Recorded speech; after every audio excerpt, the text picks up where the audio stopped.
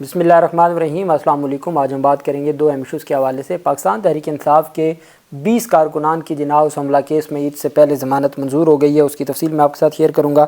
आज़म सवाती की दरख्वास्त मंजूर हुई है, उसके ऊपर हम बात करेंगे। पाकिस्तान तहरीक इंसाफ के इत्तेहादी के हल्का में दोबारा गिनती का जो दिया गया था, ये PTI के उम्मीदवार भी थे सदर के महमूद अचकज़ई, उनके हल्के में दोबारा गिनती की दरख्वास्त दायर की गई थी, जिसको खारिज कर दिया गया है।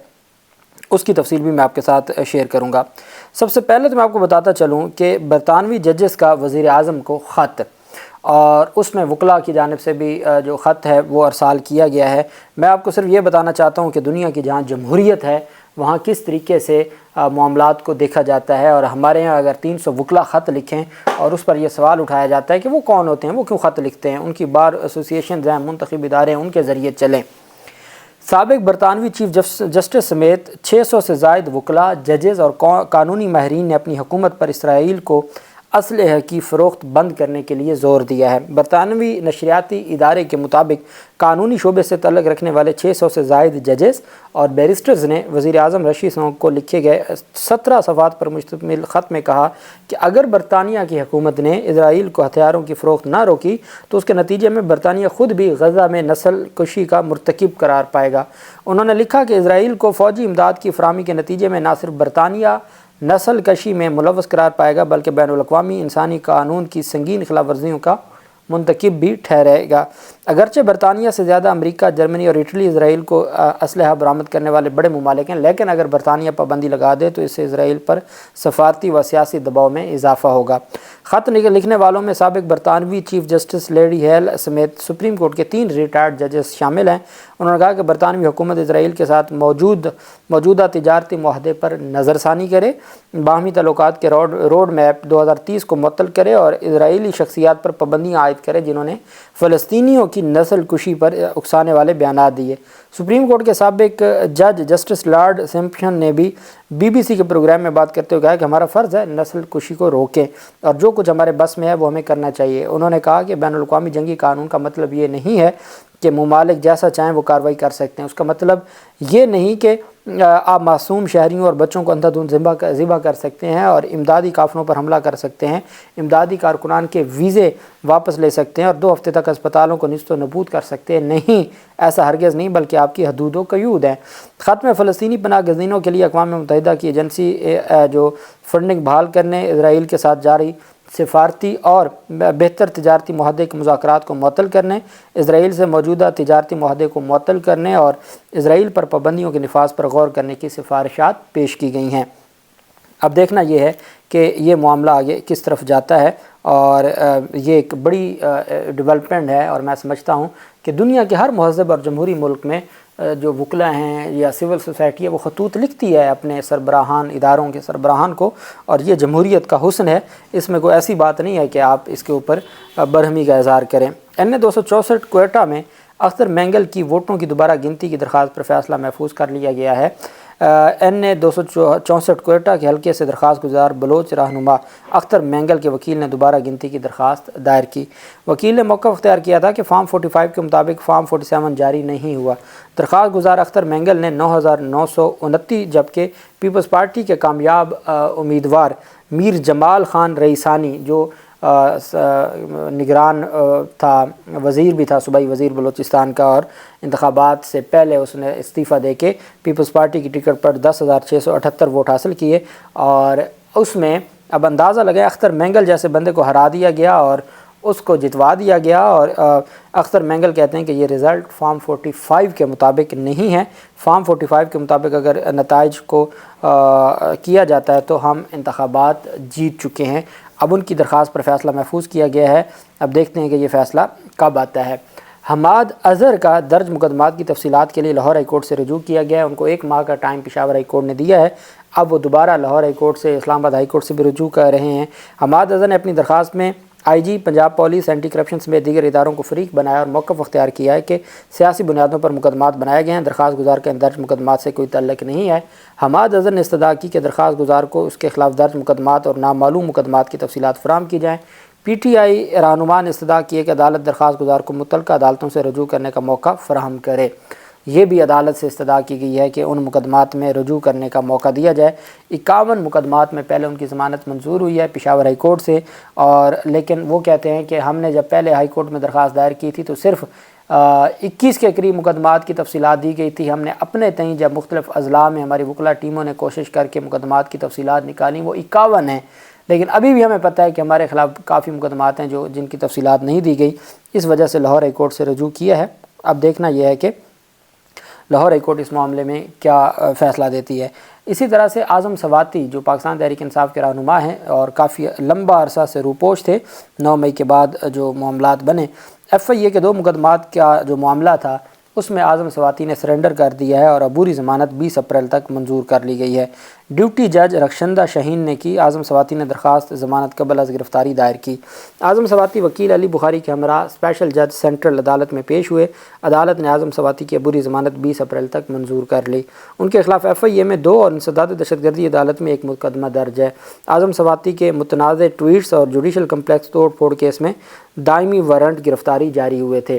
آپ کو یاد ہوگا قمر باجوہ کے حوالے سے کوئی ٹویٹ کیے تھے، اور پھر اس کے بعد آپ کو یہ بھی یاد ہوگا کہ ان کو مختلف صوبوں میں بھی گھمایا گیا، اور پھر ان کی جانب سے ایک ویڈیو پیغام بھی تھا، اور جو انہوں نے اپنی آڈیو ویڈیو لیک ہونے کے حوالے سے بھی چیف جسٹس اس وقت تھے عمر رضا بندیال صاحب، ان کو درخواستیں دی تھیں۔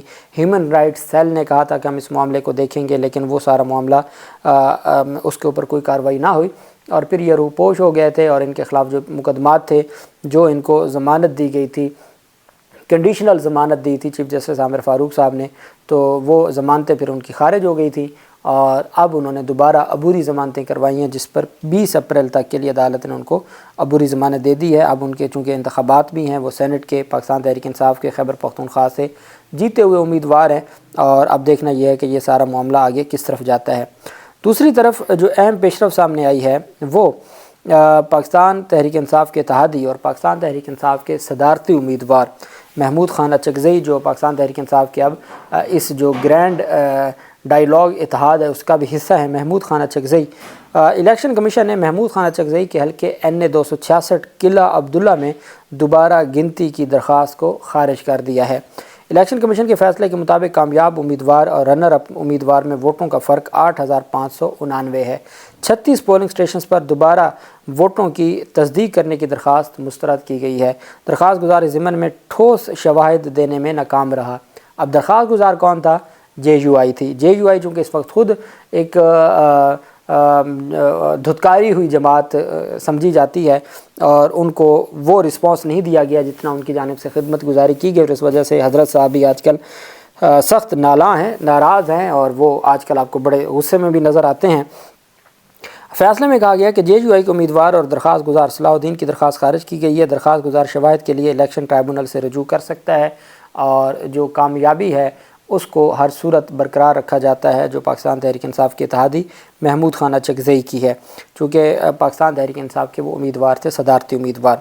اور جو پاکستان تحریک انصاف ایک تحریک شروع کرنے جا رہی ہے جس کا اعلان کیا گیا ہے کہ عید کے بعد وہ تحریک اور پشین میں پہلا جلسہ ہوگا، اس میں پاکستان تحریک انصاف نے جماعت اسلامی کے بھی، اب تو جماعت اسلامی کے حافظ نعیم الرحمان 6ٹھے امیر جماعت اسلامی منتخب ہو گئے ہیں۔ سراج الحق سے وہ جو الیکشن تھا امیر جماعت اسلامی کا وہ جیت گئے ہیں، بھاری ووٹوں سے جیتے ہیں، اور میں سمجھتا ہوں کہ جماعت اسلامی میں ایک امید کی کرن پیدا ہوئی ہے، اور اگر جو سراج الحق کی طرح معاملات نہ چلائے گئے اور حافظ نعیم نے جس طریقے سے کراچی میں جماعت کو مضبوط کیا، اور اس کا بلدیاتی الیکشن میں نظر آیا کہ جو شہر کے مسائل کے لیے شہر کے لوگ امیر جماعت اسلامی جو کراچی کے تھے، اب جماعت اسلامی کی اپنی تو کوئی پالیسیز نہیں تھیں، وہ تو وہاں کے لیڈر کی کنٹریبیوشن تھی کہ وہ ایکٹیو تھے اور وہ تمام معاملات میں بڑھ چڑھ کے حصہ لیتے تھے۔ اب اگر اس طریقے سے وہ جماعت کو بھی پورے پاکستان میں ایکٹیو کرتے ہیں، اور فارم 45 کے حوالے سے جو ان کا سٹانس ہے جس کی بنیاد پہ انہوں نے اپنی سیٹ پہلے بھی دستبردار ہوئے، جب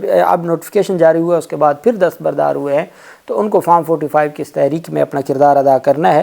اور پاکستان تحریک انصاف کے ساتھ پہلے ہی اتحاد کیا جا چکا ہے جماعت اسلامی کا، ابھی TLP کے ساتھ PTI کی بات نہیں ہوئی، لیکن باقی جو جماعتیں ہیں ان کے ساتھ بات چیت چل رہی ہے۔ انسداد دہشت گردی کی عدالت نے جناح ہاؤس توڑ پھوڑ اور جلاؤ گراؤ کے مقدمے میں گرفتار 20 ملزمان کی ضمانتیں منظور کر لی ہیں۔ انسداد دہشت گردی کی عدالت کے جج ارشد جاوید نے ملزمان کی ضمانتیں منظور کرنے کا فیصلہ سنایا اور حکم دیا کہ اگر کوئی اور مقدمہ درج نہ ہو تو ملزمان کو رہا کر دیا جائے۔ ملزمان میں محمد یار، الطاف محمود، عمر زاہد، محمد عارف سمیت 20 ملزمان شامل ہیں جن کے خلاف تھانہ سرور روڈ میں مقدمات درج تھے۔ یہ وہ مقدمے ہیں جس میں جو جناح ہاؤس حملہ کیس 9 مئی کا مقدمہ ہے، اور اس میں اہم پیش رفت یہ ہے کہ یہ 10 مہینوں سے جیلوں میں تھے، لمبے عرصہ سے جیلوں میں تھے، اور ان کی جو درخواست ضمانتیں ہیں وہ بھی پینڈنگ آ رہی تھیں، اور اب یہ پیش رفت سامنے آئی ہے کہ عدالت کی جانب سے ضمانتیں منظور کی گئی ہیں، اور اب ان ضمانتوں کے منظور ہونے کے بعد کل تک ان کو رہا کر دیا جائے گا۔ اور پاکستان تحریک انصاف کے جو اب ٹوٹل کوئی 100 کے قریب ملزمان ہیں جو ان مقدمات میں لاہور میں ابھی تک بھی جیل میں ہیں، اور ان کی ضمانتوں کے حوالے سے بھی تفصیلات سامنے آ رہی ہیں، جبکہ پاکستان تحریک انصاف نے قانونی ٹیم بنائی ہے 2 سینئر وکلاء پر مشتمل، جو 51 گجرانوالہ میں پی ٹی آئی کے کارکنان کو سزا دی گئی ہے۔ ان کی چونکہ اپیلیں دائر ہونی ہیں یہاں پر جو لاہور ہائی کورٹ میں، چونکہ وہ ڈسٹرکٹ کورٹ تھی، اور ڈسٹرکٹ کورٹ کی جو عدالت کا فیصلہ تھا تو اس کی اپیل آنی ہے لاہور ہائی کورٹ میں۔ اس کے لیے 2 سینئر وکلاء پر مشتمل ایک ٹیم بنائی گئی ہے پی ٹی آئی کی جانب سے، جو اپیلوں کو دیکھے گی اور اپیلوں کے تمام معاملات کو بھی دیکھے گی۔ اب معاملہ اس طرح سے ہے کہ پاکستان تحریک انصاف کے آج ان کی جو آج لاہور کی عدالت میں ڈاکٹر یاسمین راشد وغیرہ کی درخواست ضمانت پر فیصلہ آنا تھا، وہ تو نہ آیا، لیکن 9 مئی کے مقدمات میں 20 ملزمان ہیں جو جناح ہاؤس حملہ کیس میں، اور ٹوٹل آج 45 پی ٹی آئی کے ملزمان کی ضمانتیں منظور ہوئی ہیں۔ یہ آج تفصیلات سامنے آئی ہیں۔ اب دیکھنا یہ ہے کہ یہ معاملہ آگے بڑھ جا کے ان کو رہائی ملتی ہے، اور باقی جو زیر حراست ہیں ان کے حوالے سے کیا پیش رفت سامنے آتی ہے۔ جو بھی تفصیلات ہوں گی آپ کے ساتھ شیئر کرتے رہیں گے۔ اللہ پاک پاکستان کا حامی و ناصر ہو۔ بہت شکریہ۔ اللہ حافظ۔ پاکستان زندہ باد۔